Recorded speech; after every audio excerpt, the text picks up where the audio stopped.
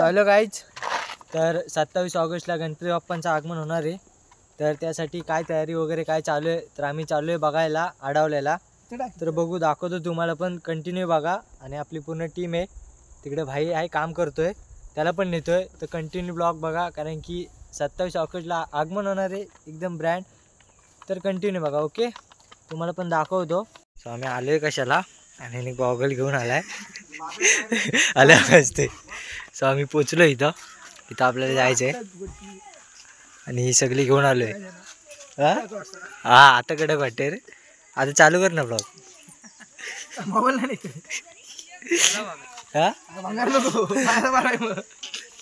तू काढूच नकोस मोबाईल.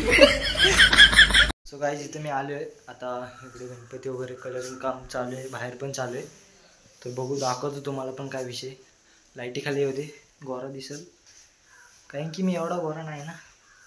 तर तुम्हाला दाखवतो. सो इथं आहे तर तुम्हाला दाखवतो, त्यांच्याकडनं थोडी माहिती पण घेऊ. तर आपण आलो इथं काकांकडे, ते सर्व सांभाळतात. तर तुम्ही किती वर्षामध्ये हे चालू केलं? कारखान्याला आता जवळजवळ 40 ते 50 वर्ष पूर्ण झाले.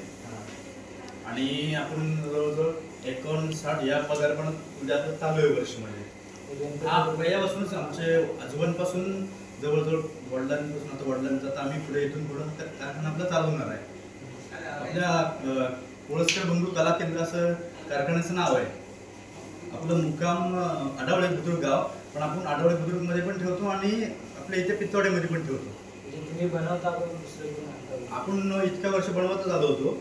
शाडू मातेच्या मूर्ती आपल्याकडे होत्याच, पण आता आपण जवळजवळ 4 ते 5 वर्ष झाले आपण पीओपीच्या मूर्ती डायरेक्ट रेडीमेड आणतो आणि आपल्या इथे येऊन आपण पेंटिंग करतो.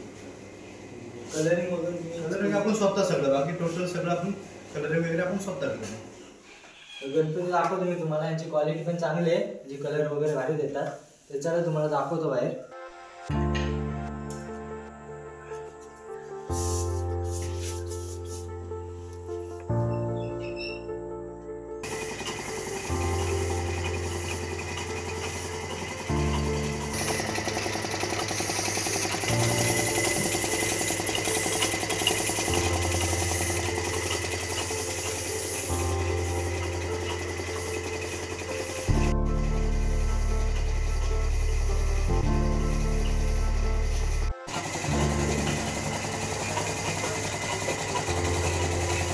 तर गाईज तुम्ही आता बघितलं तर काका पण चांगले आहेत वगैरे सगळं.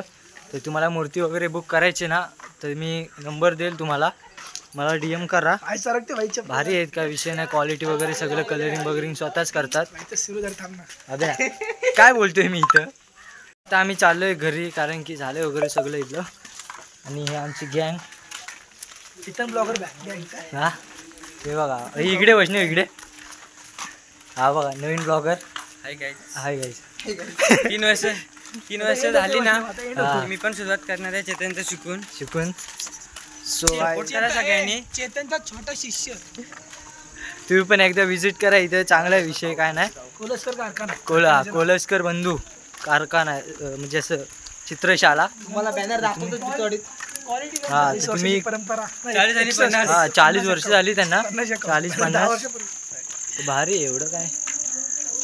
तुम्हाला कधी यायचं असेल तर इथे त्यांचं हॉटेल वगैरे आहे, आणि इथून असं येऊ शकता आढावल्यात.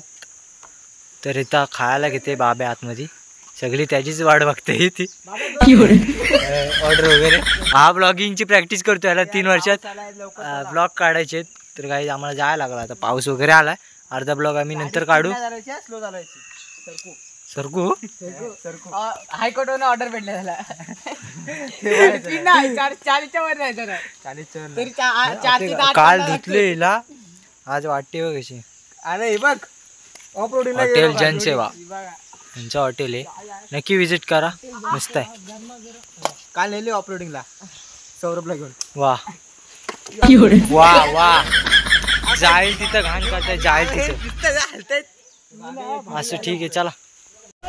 तर गाईज तुम्हाला एक लाईव्हची रियालिटी सांगतो.